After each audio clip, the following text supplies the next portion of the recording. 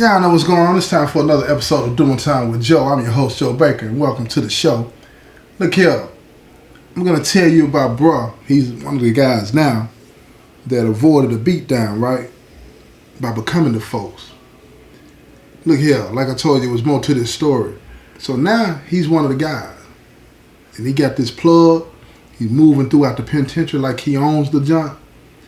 And the brothers at the top, they starting to feel some kind of way about it. You know what I'm saying? So they start to see his real side, his real face. This dude was the type of dude that he thought he could talk his way, buy his way out of any situation. And the way he was moving around the compound, even though he was an OSM, he had a lower, he was lower than me.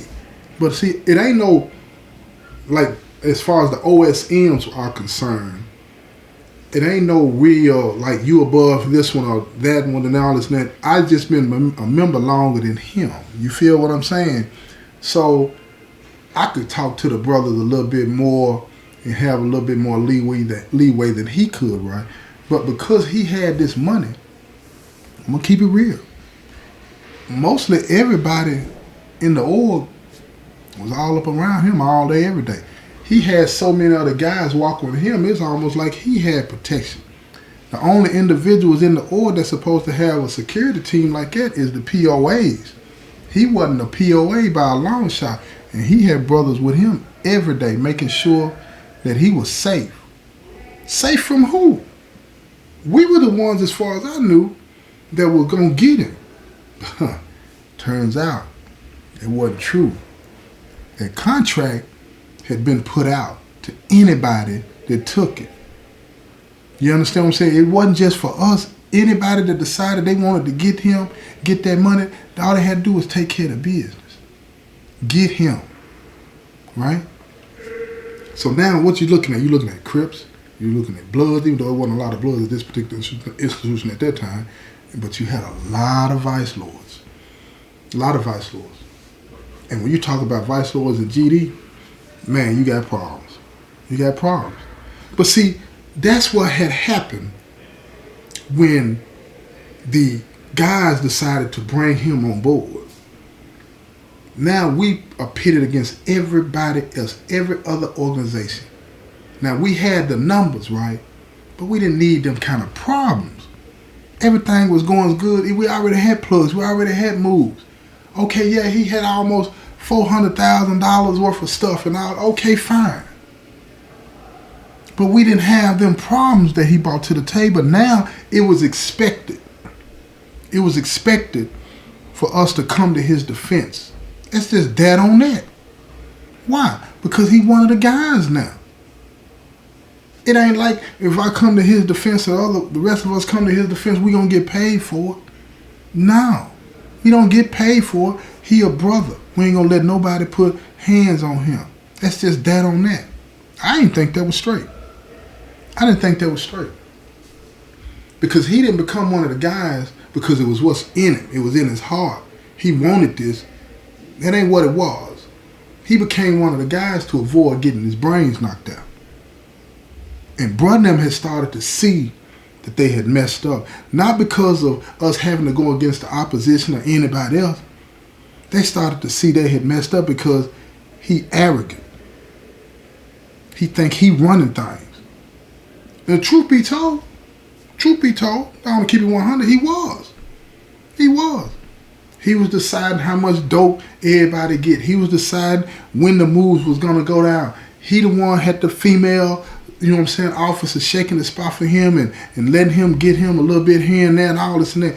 He had all of that going. When the situation was going on with the business, people were going to him. So the POAs, they started getting rocks in their jaws about it. And so we had a meeting. And at this meeting, they started laying down the law. Now, you know, if you've been a part of anything, and you don't have to be a part of a criminal organization, you can be at work, you know, in a legitimate job, right? And when something is going on, right, that you ain't got nothing to do with, you didn't even create this problem, but the bosses are saying that it's a problem, everybody that gets pulled into this meeting is getting yelled at as if they have done something. And that's just how this was. Brother, they're talking to us like we don't understand the structure. Like we don't go to him, we go to them. They saying this to us like we don't know this. Like reiterating the structure, the chain of command and all of this and that. Come to us. You go to him and he bring it to us.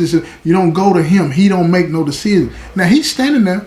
He's in this circle and he's hearing this too. And he's standing there and he got this smirk on his face. He know what's going on because he know what he been doing. He know what he been doing. And that's when all of us were reminded. Ain't nobody above the law. Step outside of this structure, this chain, and you're going to get dealt with. That's just that on that. And that was a warning shot to him. That was a warning shot to him. And this was all within 6 months of him becoming the business. He already bringing trouble. I wanted to still go ahead and get it, but I can't. And the guys that I ran around with, they were like, we can't. That little 2000, that little 2000, that little 2000 we were gonna get wasn't gonna protect us. It wasn't gonna last long anyway. We were probably just gonna jack it off. So we backed down. But we see them vice lords, they moving. We see it. And now we see the conversations they having with some of the guys, some of the POAs. They talking to them. They're trying to figure out something. But see, we OSM, we can't be a part of them conversations. We don't know what they're saying. We don't know what they're saying. But they're giving them looks. If you ever been a part of the business or anything like that, you know what them looks are. And see, bruh, he's starting to get nervous because you can tell when it's a change in people's attitudes towards you, right? You know what I'm saying? So he could tell that the POAs that he was still paying off, that was still eating off of his plate, he could tell that they had turned on him a little bit. So he knew he had some work to do. He knew he had some work to do. So let me show you how conniving he is when it comes to the business. And you need to understand what I'm saying, because I just don't think a lot of people understand how intricate and how deceitful organizations and the members in them, how they move to make sure that they are in a good position. It's like playing chess. You got to be in the right position to make that move to end the game, win it. Because if you overcommit, you lose. If you don't commit to the business, you lose. It's got to be just right. So this is what he did. He saw what was happening.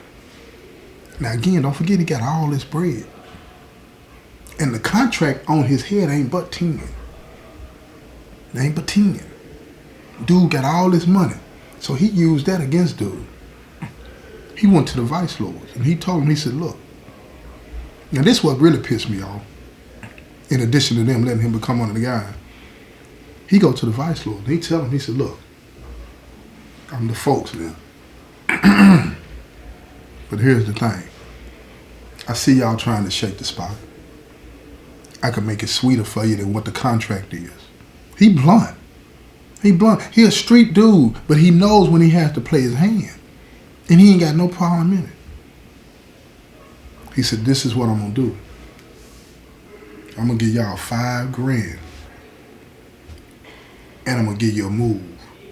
You got to get your own work, but I'm going to give you a move. Somebody that'll bring it in for you. Get your money. Now this penitentiary, it was big. So it's enough people that everybody can make money. You understand? So they take him up on the offer. Now all of a sudden, the dope boy on the street, he's being cut off and maneuvering, you know what I'm saying, on the inside is cutting him off from being able to do anything to the person that robbed him and took advantage of his dog. And that's another thing I'm going to let y'all know. All that stuff, you know what I'm saying, that where organizations, you know, if you on the streets, you can send word in here to have something done to somebody. Yeah, maybe you can, maybe you can't. It depends on how they're going to benefit. Because, see, most people in here get to looking at the situation like this. How is it going to benefit me? I don't care nothing about being loyal to you. How is it going to benefit me and mine? Because in here, truth of the matter is this. Most people on the streets forget about us. They don't really care. They only want to reach out to us when they need something done in here. But other than that, ain't nobody putting no money in no books. Ain't nobody coming to visit like that. Ain't nobody taking care of us like that. So it becomes all about self-preservation. What can you do for me? Or what have you done for me lately? You feel me? So now, this big dope boy on the street has got this massive reputation of being able to do this and do that because he was cheap. He's being treated like he ain't nobody. He being treated like he ain't nobody. So this is what guys started to do. They started to get in touch with him and say, man, you're going to have to increase that. And then you're going to have to send me some in advance. But he wasn't stupid. He knew how the game went. He said, don't worry about none of it. I'll take care of myself. So now all of a sudden, ain't no contract unless you take the 10. You feel what I'm saying? And then if you do it, you're not going to get paid until after the fact. Don't nobody trust that. Don't nobody trust that. And this dude, listen to me. This dude gets away. He gets away. Don't nobody reach out to do anything to him at all. Ain't nobody trying to touch him. Ain't nobody trying to do nothing to him. Ain't nobody doing nothing. You hear what I'm saying?